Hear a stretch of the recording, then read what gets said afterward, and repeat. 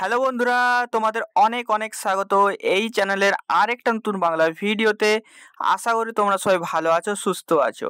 তো West Bengal state council of technical and vocational এডুকেশনের তরফ থেকে তোমাদের সকল ডিপ্লোমা স্টুডেন্টদের জন্য আরেকটা নতুন নোটিফিকেশন চলে এসছে। তো আজকের এই ভিডিওতে বলে দেবো এই নোটিফিকেশনে অ্যাকচুয়ালি কী বলা হয়েছে, ঠিক আছে।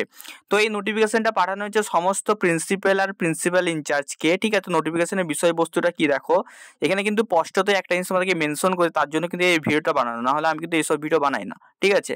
তো দেখো এই নোটিফিকেশনটাই কি বলেছে, নোটিফিকেশনটা মেনলি বলেছে যেহেতু এখন ভোট চলছে, ঠিক আছে। তো অনেক কি হয়েছে, অনেক ডিপ্লোমা কলেজে সেখানে কিন্তু সেন্ট্রাল আর্ম ফোর্স আছে, ঠিক আছে।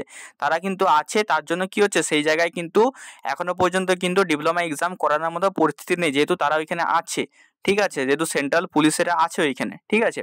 তো এই নোটিফিকেশনটা এই জন্য প্রিন্সিপাল ইনচার্জকে পাঠানো হয়েছে, যেহেতু তোমাদের 13 তারিখ থেকে এক্সাম, ঠিক আছে। তার মানে কি 13 তারিখ থেকে এক্সামের হওয়ার কারণে তাদেরকে তো অন্য জায়গায় স্থানান্তর করতে হবে।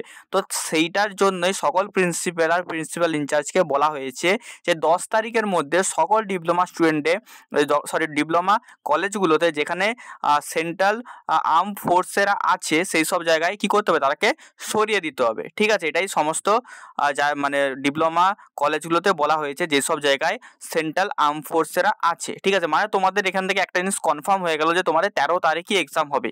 এরপরে যদি কোনো ভুয়ো নোটিশ আসে, যা হোক আসে, কোনো কিছুতে বিশ্বাস করা দরকার না, তোমাদের 13 তারিখই এক্সাম হবে, ঠিক আছে। আর যদি কোনো রকমের আপডেট আসে তো অবভিয়াসলি আমি জানিয়ে দেবো, ঠিক আছে।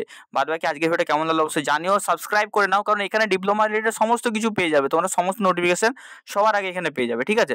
চলো দেখা হচ্ছে অন্য ভিডিওতে, টাটা।